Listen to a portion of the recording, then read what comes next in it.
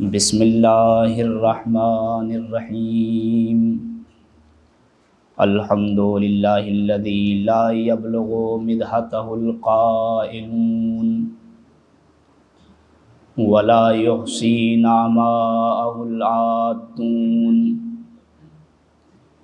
ولا یؤدی حقہ المجتہدون الذي لا يدركه بعد الهمم ولا يناله غوث الفتن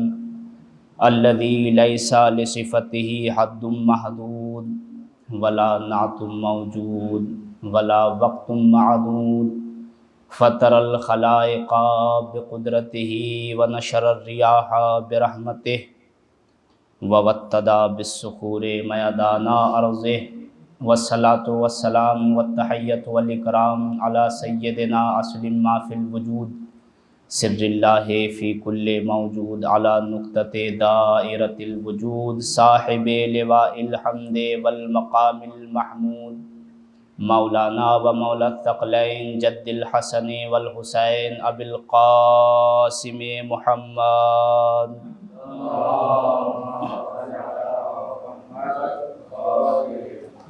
وعلى اہل بیتہ الطیبین الطاہرین المعصومین المظلومین ولعنۃ اللہ علی اعدائہم اجمعین اللہم لعن اولا ظالم ظلم حق محمد وآل محمد وآخر تابع له علی ذلک اللہم لعن العصابۃ التي جاہدت الحسین وشایعت وبایعت وتابعت علی قتلہ اللہم لعنہم جمیعا اما بعد فقد قال رسول اللہ صلی اللہ علیہ وآلہ وسلم ان الحسین مصباح الہدی وسفینۃ النجات صلوات پڑھیں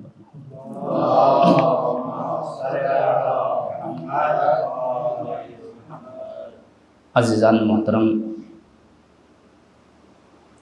عزاداران سید الشہداء،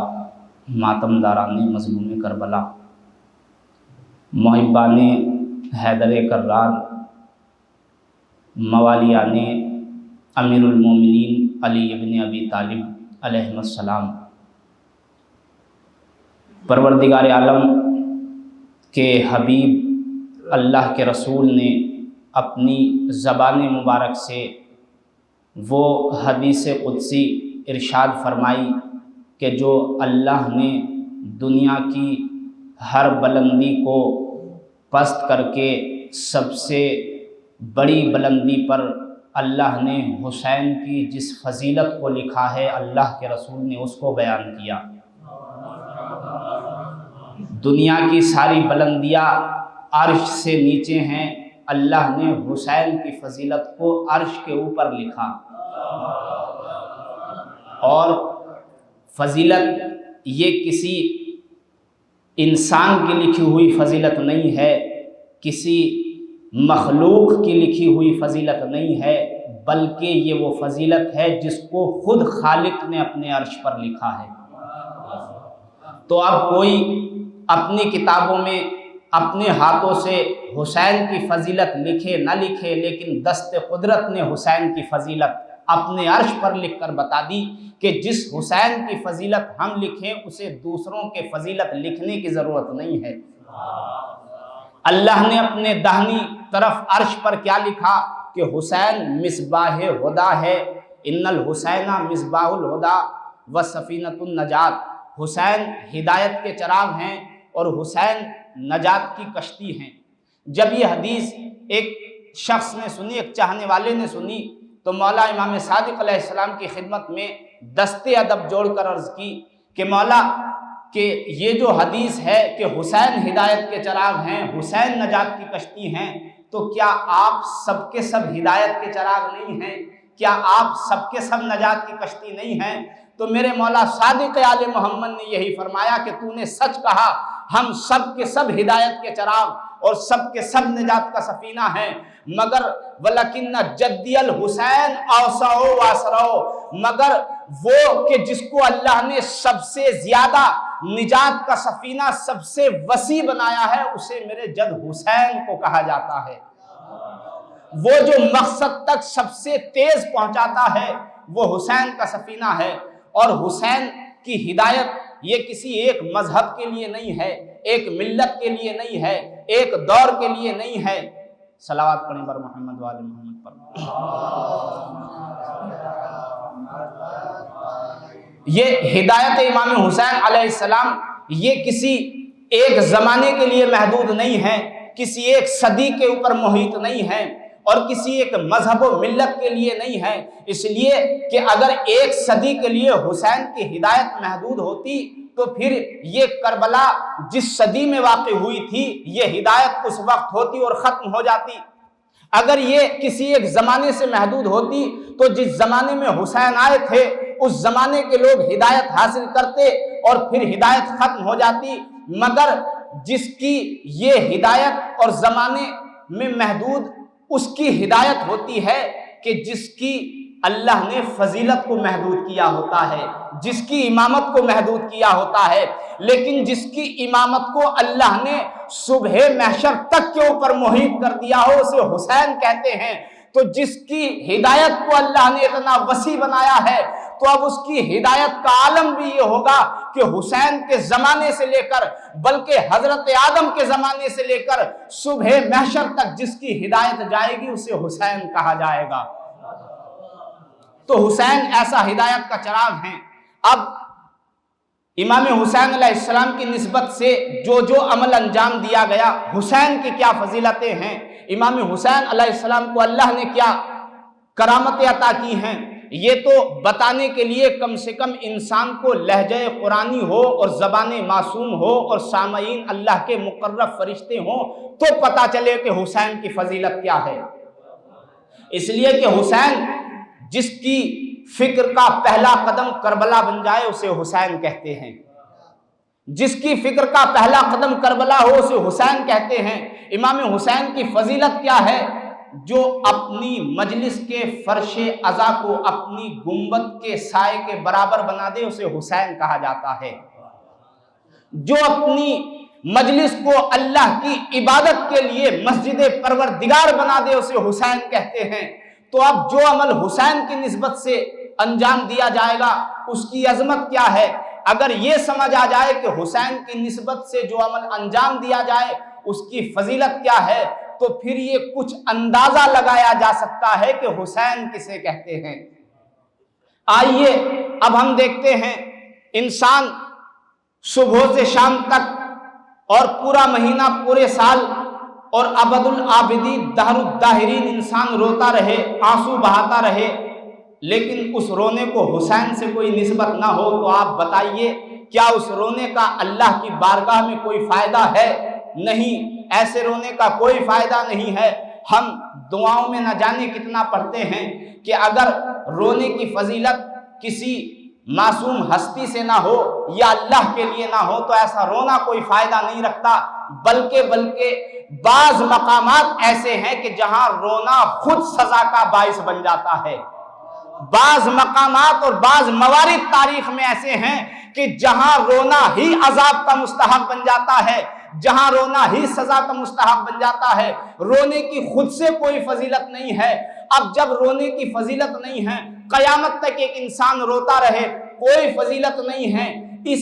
پانی کی جو آنکھ سے نکلا ہے، اس آنسو کے قطرے کی جو آنکھ سے نکلا، کوئی فضیلت نہیں، مگر یہی پانی اگر اس کو حسین سے نسبت ہو جائے، اگر حسین کے نام پر نکل جائے تو اب اس ایک قطرے کو اللہ اتنی قوت دے دیتا ہے کہ اگر جہنم میں ڈال دیا جائے تو جہنم کی آگ خاموش ہو جائے۔ یہ ایک آنسو اگر حسین سے منسوب ہو جائے، انسان چلتا رہے، مشرق سے مغرب تک سفر طے کر لے، ساری زندگی قیامت تک چلتا رہے، مگر اس کا کوئی فائدہ نہیں ہے۔ لیکن اگر اسی چلنے کو حسین کی طرف نسبت دے دیں اور یہ حسین کی زیارت کے لیے بس ایک قدم چلے تو اب یہ ایک قدم نہیں ہوگا، بلکہ یہ ایک قدم ظاہر میں ہوگا، اور اگر اس کو باطن میں دیکھیں گے تو حسین کی نسبت سے یہ ایک قدم ایک حج بن جائے گا، ایک عمرہ بن جائے گا۔ یہ حسین کی نسبت ہے۔ تو جو حسین ایک آنسو کو، اور جب یہ امام حسین علیہ السلام کے غم میں بہے جانے والے آنسو جو عزاداروں کی آنکھوں سے بہتے ہیں، پروردگار عالم ان ملائکہ کو حکم دیتا ہے کہ دیکھو جو حسین کے غم میں یہ عزاداروں کی آنکھوں سے آنسو بہ رہے ہیں، ان کو جنت کے خزانوں میں جمع کیا جائے اور ان کو آب حیات سے ملا دیا جائے۔ بڑی توجہ، آب حیات آپ کے ذہن میں ہے کہ آب حیات کسے کہتے ہیں؟ دنیا میں اللہ نے اس چیز کی نظیر رکھی ہے، ایک بئر کی شکل میں اللہ نے ایک ایسا چشمہ زمین کے اوپر جاری کیا جس کو آب حیات کہا جاتا ہے۔ جناب خضر علیہ السلام نے اسی آب حیات کا پانی پیا تھا کہ اللہ نے ایسی زندگی عطا کر دی۔ اللہ نے کیا کہا؟ تو اب جنت میں جو آب حیات کا چشمہ رکھا گیا اس کو اللہ نے اتنی فضیلت عطا کی، تو سوچئے کہ جو جنت میں آب حیات ہوگا اس کی کیا فضیلت ہوگی۔ اللہ نے فرشتوں سے کہا اس ایک آنسو کو آب حیات سے ملا دیا جائے۔ میرے عزیزو، آب حیات کا کام کیا ہے؟ آب حیات سے اگر کوئی مردہ چیز بھی مس ہو جائے تو اللہ اس کو زندگی عطا کر دیتا ہے۔ پروردگار عالم اس کو زندگی ایسی عطا کر دیتا ہے کہ جس کے بعد اس کو موت نہ آئے۔ عزیزو، یہ چشمہ حیات اور یہ آب حیات، اس کا کمال یہ ہے کہ اگر مردہ چیز کو،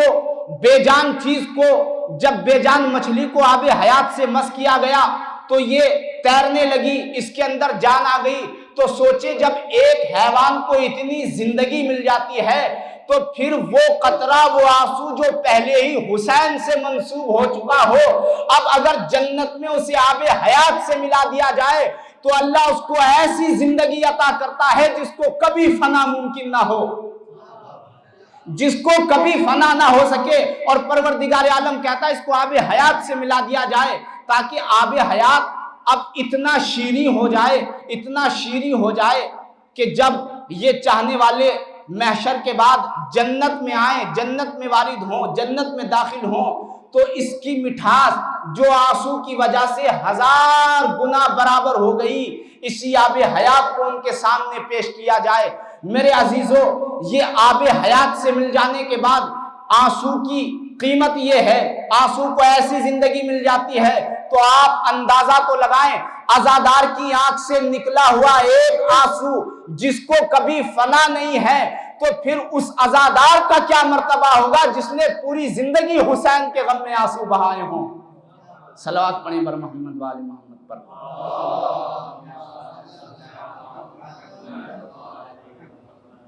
اب یہاں پر ایک اعتراض اور اس کا جواب کہا جاتا ہے، کہا کہ یہ رونا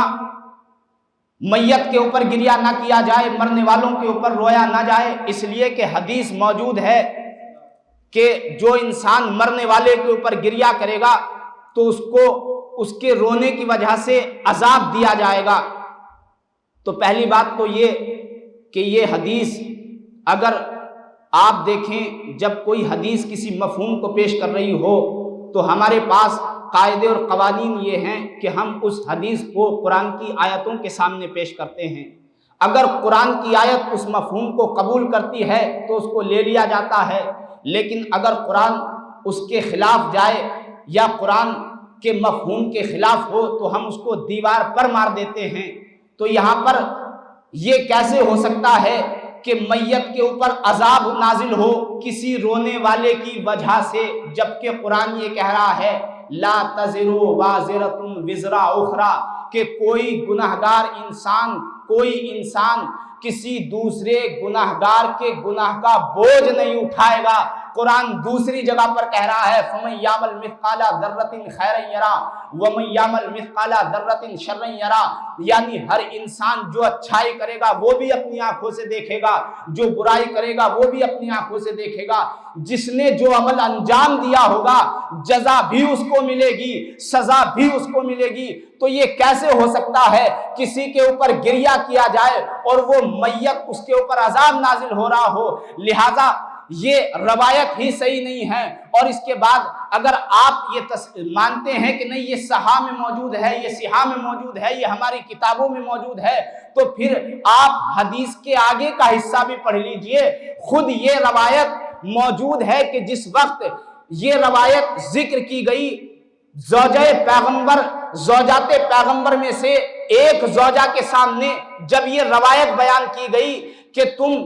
میت کے اوپر گریہ نہ کرو اس لیے کہ میت کے اوپر عذاب نازل ہوتا ہے جب اس کے اوپر کوئی گریہ کرتا ہے، تو پیغمبر کی اس زوجہ نے کہا کہ تم نے کچھ محفوظ کیا ہے اور کچھ محفوظ نہیں کیا۔ کہا کہ یہ رسول نے کسی ایسی میت کے لیے نہیں کہا، بلکہ یہ تو اس وقت کا واقعہ ہے کہ جب رسول ایک یہودی کے جنازے کے پاس سے گزر رہے تھے اور کچھ یہودی اس کے اوپر گریہ کر رہے تھے، تو اللہ کے رسول نے کہا کہ اس کے اوپر گریہ نہ کرو، اس لیے کہ اس کے اوپر عذاب نازل ہو رہا ہے۔ اس کے اوپر رونے کا فائدہ کیا ہے؟ کہا کہ اس کے اوپر رونے کی وجہ سے عذاب نازل نہیں ہوا، بلکہ یہودی کے کفر اور اس کے اعمال کی وجہ سے اس کے اوپر عذاب نازل ہو رہا تھا۔ تو لہٰذا اب اس حدیث سے استدلال نہ کرنا کہ رونے کی وجہ سے میت کے اوپر عذاب نازل ہوگا، بلکہ خود تمہاری کتابوں میں یہ موجود ہے کہ یہودی کے عمل کی وجہ سے یہودی کے اوپر عذاب نازل ہوا ہے، رونے کی وجہ سے عذاب نازل نہیں ہوا۔ اور دوسری جگہ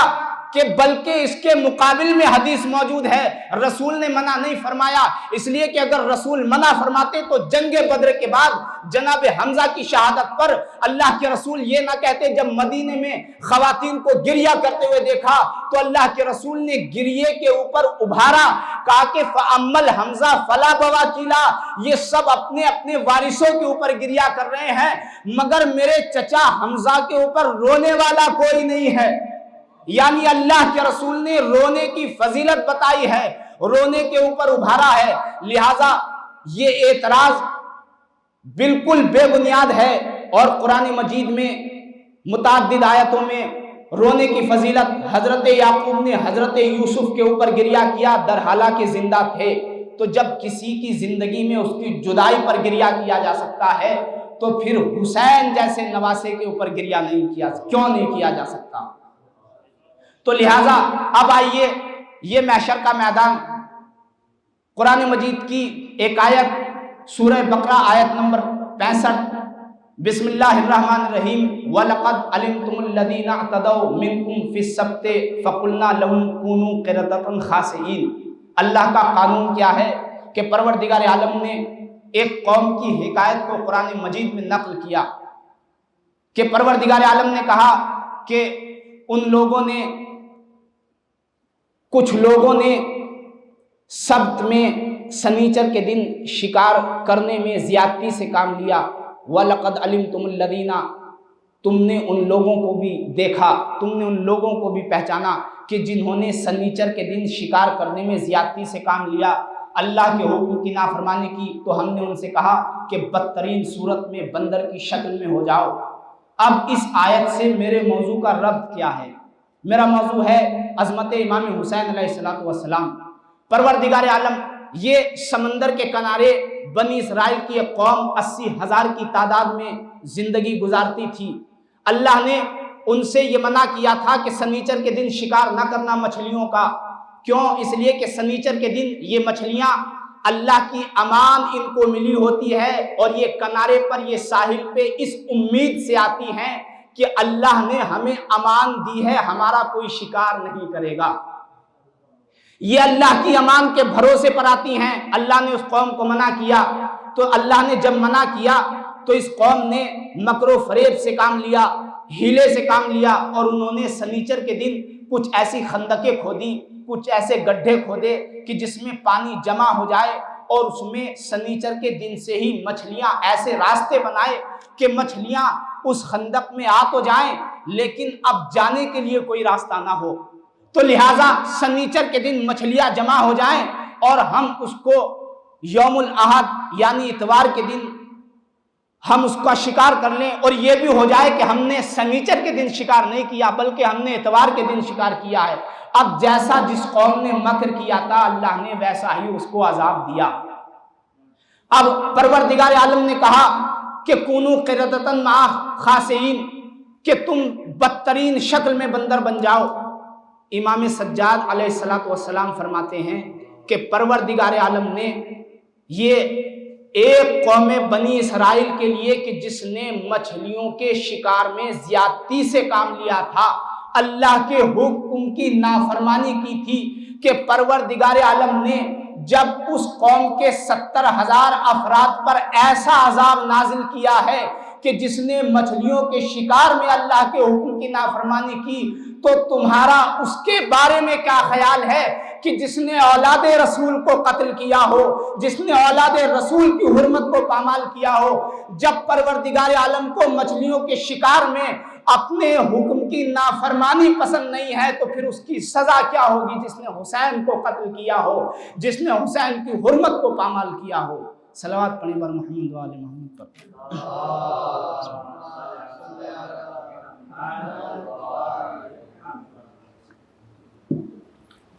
امام سجاد علیہ السلام نے کہا اس کا عذاب کتنا ہوگا؟ اب راوی نے سوال کیا کہ مولا جب ہم یہ روایت بیان کرتے ہیں تو کچھ ناصب یہ کہتے ہیں کہ اگر کربلا میں حسین کا قتل کرنا یہ سنیچر کے دن کے شکار سے بڑا گناہ ہوتا تو پھر اللہ نے ان کے اوپر عذاب کیوں نازل نہیں کیا؟ جس طریقے سے اللہ نے ان کو بندر بنا دیا تھا یہاں بھی اللہ عذاب نازل کر دیتا۔ تو مولا نے فرمایا ان کو جواب میں کہنا کہ تمہارا شیطان کے بارے میں کیا خیال ہے، اور قوم فرعون قوم حضرت نوح کے بارے میں کیا خیال ہے کہ شیطان زیادہ بڑا گناہگار ہے یا قوم فرعون اور قوم حضرت نوح؟ لیکن اللہ نے شیطان کو عذاب اتنی جلدی نہیں دیا، قوم فرعون کو غرق کر دیا، قوم حضرت نوح کو غرق کر دیا۔ کہا جس طرح اللہ کی حکمت وہاں پر ہے کہ اللہ نے اپنے بڑے گناہگار شیطان کو چھوڑ دیا، مہلت دے دی، قوم فرعون کو غرق کر دیا، چونکہ اللہ حکیم بھی ہے، اللہ مدبر بھی ہے، اللہ کی وہی حکمت یہاں پر بھی ہے۔ اللہ جسے جب چاہتا ہے عذاب دیتا ہے، اللہ جسے جب چاہتا ہے اس کو مہلت دیتا ہے۔ ہوا لا یسأل وہم یسألون، خدا وہ ہے کہ جس سے کوئی سوال نہیں کیا جائے گا بلکہ سوال مخلوقات سے کیا جائے گا۔ یہ امام حسین علیہ السلام کے بارے میں کہ امام حسین کے قتل کرنے والوں کی سزا کیا ہے۔ امام حسین علیہ السلام کوئی ایک محدود فکر کا نام تو نہیں ہے، بلکہ دنیا کے مفکرین، دنیا کے مورخین نے جب امام حسین علیہ السلام کو پڑھا تو امریکہ کا ایک مورخ کہتا ہے کہ میں نے جب حسین کو پڑھا اور حسین کو پڑھنے کے بعد کربلا کا مطالعہ کیا تو میں نے دیکھا کہ حسین کے سامنے یہ اختیار تھا، اگر حسین چاہتے تو بیعت کو قبول کر سکتے تھے، مگر حسین کی امامت کی اجازت نہیں دے رہی تھی کہ یزید جیسے فاسق کی بیعت کو قبول کیا جائے۔ اس کے بعد ہندوستان کے رئیس اعظم گاندھی جی نے جب ہندوستان کو آزاد کیا تو لوگوں سے انہوں نے یہی کہا کہ تم یہ مت سمجھنا کہ میں نے ہندوستان میں کوئی نئی چیز پیش کی ہے، میں نے ہندوستان میں کوئی نئی چیز پیش نہیں کی، بلکہ میں نے ہندوستان میں ایک آزادی کا ایسا تحفہ دیا ہے کہ میں نے جب کربلا کے جوانوں کی زندگی کا مطالعہ کیا تو میں نے کربلا کے جوانوں کی بہادری کو دیکھا، اور میں نے دیکھا کہ حسین کے ساتھ ایسے جوان تھے جو کم ہو کر بھی زیادہ کے اوپر غالب آ گئے، جنہوں نے ساری دنیا کو آزادی کا درس دے دیا۔ میں نے بس کربلا کے نتیجے کو تمہارے سامنے پیش کیا ہے۔ تو جب ایک ہندو ہو کر امام حسین علیہ السلام سے آزادی کا درس لے سکتا ہے تو پھر مسلمان کیوں درس نہیں لے سکتا؟ یہ امام حسین علیہ السلام کی عظمت۔ آئیے آخری ایک فضیلت کہ امام حسین علیہ السلام کے غم میں بہہ جانے والا آنسو، محشر کا میدان ہے، ایک شخص ہے کہ جس کو جہنم کی طرف لے جایا جا رہا ہے۔ اب جب اس کو جہنم کی طرف لے جایا گیا تو پروردگار عالم نے کہا کہ اس کو روکو، اس سے پوچھو کہ کیا تمہارے پاس کوئی ایسی چیز ہے کہ جو تمہاری نجات کا سامان بن جائے؟ اس نے کہا کہ میرے پاس کچھ نہیں ہے، مگر ہاں ایک سفید موتی ہے کہ اگر کوئی محشر میں اس کا خریدار ہو تو یہی سب کچھ ہے۔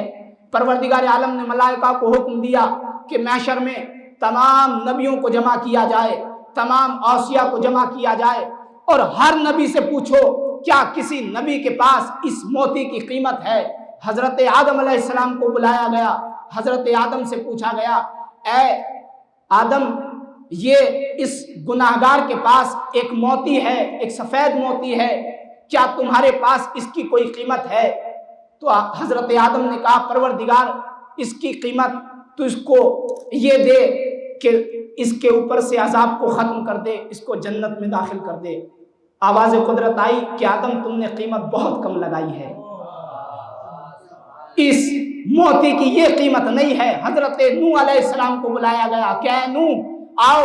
بتاؤ کہ اس کی قیمت کیا ہے۔ اب حضرت نوح علیہ السلام کو بلایا گیا، پروردگار تو غفور الرحیم ہے، تو کریم ہے، اس موتی کی قیمت یہ دے کہ اس کو تمام احوال قیامت سے محشر سے محفوظ کر دے، اس کو جنت میں داخل کر دے۔ کہا نوح تم نے بھی قیمت بڑی کم لگائی ہے۔ حضرت ابراہیم علیہ السلام کو بلایا گیا، خلیل اللہ کو بلایا گیا کہ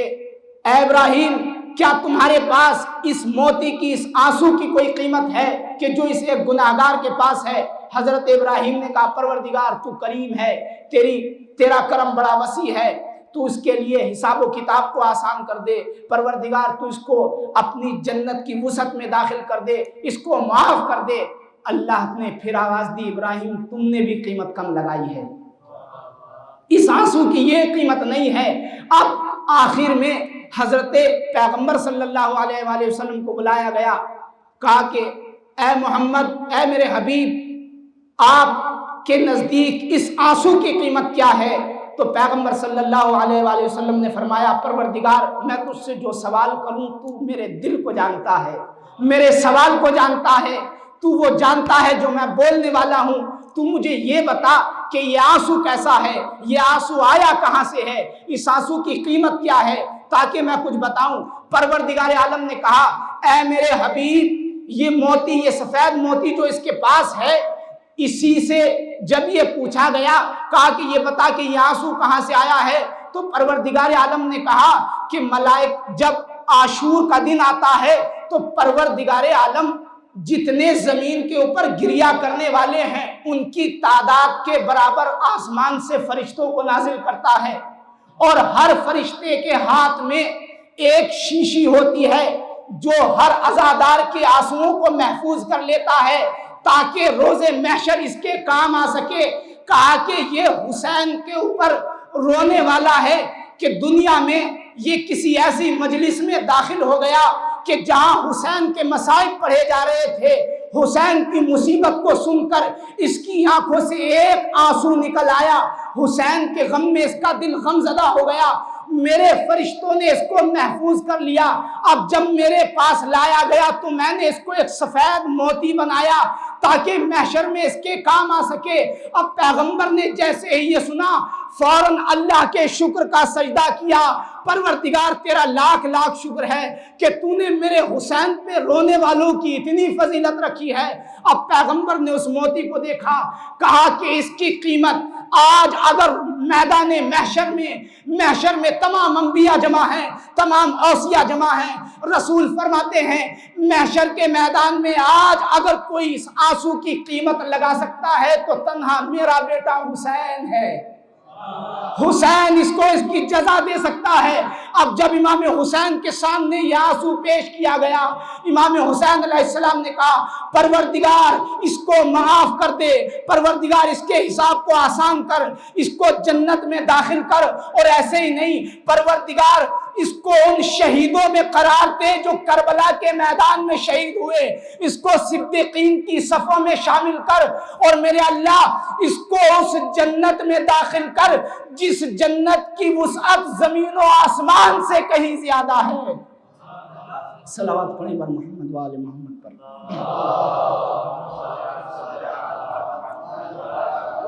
تو یہ غم حسین علیہ السلام میں بہنے والے ایک آنسو کی قیمت، اور کیوں نہ ہو امام حسین علیہ السلام کے اوپر کیوں نہ اس آنسو کی اتنی قیمت ہو کہ جس نے اپنا سب کچھ اللہ کی بارگاہ میں لٹا دیا، جس نے اپنا سب کچھ اللہ کی بارگاہ میں قربان کر دیا، اسے اگر اس کے غم میں اگر ایک آنسو کی قیمت یہ ہو تو کوئی تعجب کی بات نہیں ہے۔ عزیزو، محرم کا زمانہ ہے اور 3 محرم کی تاریخ ہے۔ محرم میں کربلا والوں کے سوگ میں مجلس میں بیٹھے ہوئے عزاداروں کے لیے مصائب پڑھنے کی ضرورت نہیں ہے کہ ان کو رلایا جائے، بلکہ زبان امام سے یہ وارد ہے کہ اگر مومن کے سامنے حسین کا نام لے دیا جائے تو اس کے رونے کے لیے کافی ہے۔ مولا نے فرمایا ہے کہ مومن کے سامنے جب میرا نام لیا جائے گا تو یقیناً وہ گریا کرے گا۔ مولا نے فرمایا کہ دیکھو اگر دنیا میں کبھی تمہیں کسی غریب کے اوپر رونا آ جائے تو حسین کی غربت کو یاد کر کے ضرور رونا، اس لیے کہ میں وہ شہید ہوں جسے رلا رلا کر قتل کیا گیا ہے۔ اگر کبھی ٹھنڈا پانی پینا تو حسین کی پیاس کو یاد کر کے ضرور رونا۔ عزیزو، مجھے آج جناب سیدہ سلام اللہ علیہ کے مصائب پڑھنے کے لیے کہا گیا ہے۔ جناب سیدہ کی عظمت بہت بڑی ہے، تو جس طرح عظمت بڑی ہے، عظمت بھی بڑی تھی تو مصیبت بھی بڑی تھی۔ جناب سیدہ سلام اللہ علیہ کی مصیبت ایسی ہے میرے عزیزو، ایسی مصیبت ہے کہ جناب سیدہ کو ابھی اپنے بابا کی رحلت کے کچھ دن نہ گزرے تھے کہ بی بی کو ایک مرثیہ پڑھنا پڑا، صبت علیہ مصائب لو انہا صبت علی الایام سرن لیالیا۔ بابا آپ کے بعد آپ کی بیٹی فاطمہ کے اوپر ایسے مصائب ڈھائے گئے، بابا اگر وہ دنوں کے اوپر پڑھتے تو یہ رات میں تبدیل ہو جاتے۔ بابا آپ کے بعد فاطمہ نے اتنا گریہ کیا، اتنا گریہ کیا، فَلَأَجْعَلَنَّ الْحُزْنَ بَعْدَكَ مُؤْنِسِي وَلَأَجْعَلَنَّ الدَّمْعَ فِيكَ وِشَاهِيًا۔ بابا میں نے آپ کے بعد اپنے غم کو ہی اپنا مونس بنا لیا، بابا میں نے آپ کے بعد اپنے آنسوؤں کو اپنی چادر بنا لیا۔ جناب سیدہ سلام اللہ علیہ کبھی قبر پیغمبر پہ آ کے گریہ کرتی ہیں۔ عزیزو، مدینے کا یہ دستور تھا کہ جب مدینے میں کسی کے یہاں کوئی انتقال ہو جاتا تھا تو اس کے یہاں 3 دن تک اس کے گھر میں آگ روشن نہیں ہوتی تھی، بلکہ اس کا کھانا اس کے اقربا میں سے آتا تھا۔ مدینے والے تو یہ دستور سنتے آ رہے تھے، دیکھتے آ رہے تھے، لیکن جب مدینے والوں نے مدینے میں کسی گھر سے آگ لگتی ہوئی دیکھی اور دھواں اٹھتا ہوا دیکھا تو آپس میں کہنے لگے، ارے یہ کیسا دستور ہے؟ ہم نے تو سنا تھا کہ جس کے یہاں میت ہو جاتی ہے اس کے یہاں پر چولہا روشن نہیں ہوتا۔ اب جو مدینے والوں نے آ کر دیکھا، ارے یہ مدینے میں یہ چولہا روشن نہیں تھا بلکہ رسول کی غریب بیٹی کا دروازہ جلایا جا رہا تھا۔ عزیزو، حسین بھی کربلا میں غریب ہیں میرے عزیزو، جناب سیدہ بھی مدینے میں غریب ہیں، لیکن دونوں کی غربت میں ایک بڑا فرق ہے۔ حسین جنگل میں جا کے غریب ہوئے، حسین صحرا میں جا کے غریب ہوئے، مگر رسول کی بیٹی وہ ہے جو اپنے بابا کے شہر میں غریب ہو گئی، اور اتنی غریب ہو گئی عزیزو، مولا علی علیہ السلام 12 یہ مرثیہ پڑھا کرتے تھے، نفسی علی زفراتها محبوستون یا لیتہا خرجت مع زفراتی۔ ارے علی کی جان ان آنسوؤں میں بند ہو کر رہ گئی، کاش علی کی جان ان آنسوؤں کے ساتھ نکل جاتی۔ اے بی بی، علی کو یہی ڈر ہے کہیں آپ کے بعد علی کی زندگی طویل نہ ہو جائے۔ مولا کبھی بقی میں آتے ہیں اور کہتے ہیں، مالی وقفت علی القبور مسلمان قبر الحبیب فلم یرد جوابی، حبیب مالک لا ترد جوابنا انسیت بعدی خلت العبابی۔ مولا کہتے ہیں یہ آج کیا ہوا، میں قبروں کے درمیان سے گزر کر اپنے حبیب کی قبر پہ سلام کرتا ہوں مگر آج علی کے سلام کا جواب نہیں آتا۔ ارے یہ کیا ہوا، کیا تم نے اتنی خلت کو بلا دیا؟ عزیزو، علی جیسا صابر، علی جیسا صابر جس نے جناب سیدہ سلام اللہ علیہ کے اوپر اتنا گریہ کیا۔ عزیزو، جناب سیدہ کا آخری وقت تھا، جناب سیدہ نے اسما سے وصیت کی کہ اسما دیکھو جب میرے شہزادے گھر آ جائیں تو ان کو پہلے کھانا کھلانا۔ یہی ہوا، شہزادے گھر میں داخل ہوئے، جناب اسما نے کہا، بیٹو میرے بچوں شہزادوں پہلے کھانا کھا لیجئے۔ دونوں شہزادوں نے کہا، اسما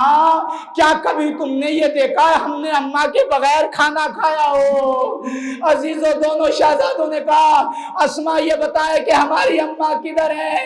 شاید اسما کے اندر اب جواب دینے کی طاقت نہ ہو، اشارہ حجرے کی طرف کیا۔ دونوں شہزادوں نے آ کر دیکھا، بی بیوی اس دنیا سے گزر گئی ہیں۔ ارے امام حسن نے سرانے بیٹھ کر بیان شروع کیا، یا اماں کلمینی انا ابنک الحسن، اماں آپ کا بیٹا حسن مجھ سے کلام کیجئے۔ امام حسین نے قدموں سے لپٹ کے مرثیہ پڑھا، یا اماں کلمینی انا ابنک الحسین انا عزیزتک الحسین، اماں مجھ حسین سے کلام کیجئے۔ آپ کا حسین عزیزو، ایک غربت بھرا جملہ حسین نے اپنے بچپن میں اپنی اماں کے قدموں سے لپٹ کر کہا، اماں کلمینی قبل ان یتصدع قلبی، اماں حسین سے بات کیجئے اس سے پہلے کہ حسین کا دل پھٹ جائے۔ میرے عزیزو، دونوں شہزادے خبر لے کر مسجد میں داخل ہوئے، دونوں شہزادے روتے۔ آیت اللہ وحید خراسانی کہتے ہیں، ارے وہ علی جس نے 80 جنگوں میں شرکت کی تھی، علی جیسا بہادر، جب بچوں سے سیدہ کی شہادت کی خبر سنی، فسقط علی الارض بوجہہ، وہ علی منہ کے بل زمین پہ گر پڑے، وغشی علیہ، کتنی مرتبہ مسجد سے گھر تک مولا علی زمین پر گرے، کتنی مرتبہ اٹھے، یہ تو صرف یا علی جانتے ہیں، یا حسن و حسین جانتے ہیں۔ وَسَيَعْلَمُ الَّذِينَ ظَلَمُوا أَيَّ مُنقَلَبٍ يَنقَلِبُونَ اَلَا لَعْنَةُ اللہِ عَلَىٰ قَوْمِ الظَّالِمِينَ۔ پروردگار تجھے واسطہ محمد وآل محمد کا ہماری اس مختصر سی اذا کو قبول فرما۔ پروردگار تجھے واسطہ محمد وآل محمد کا ہمیں زیادہ سے زیادہ ذکر سید الشہداء کی توفیق عطا فرما۔ امام زمان علیہ السلام کے ظہور میں تعجیل فرما، ہمیں ان کے اعوان و انصار میں شمار فرما۔ ربنا تقبل منا انک انت السمیع العلیم۔ ماتم حسین۔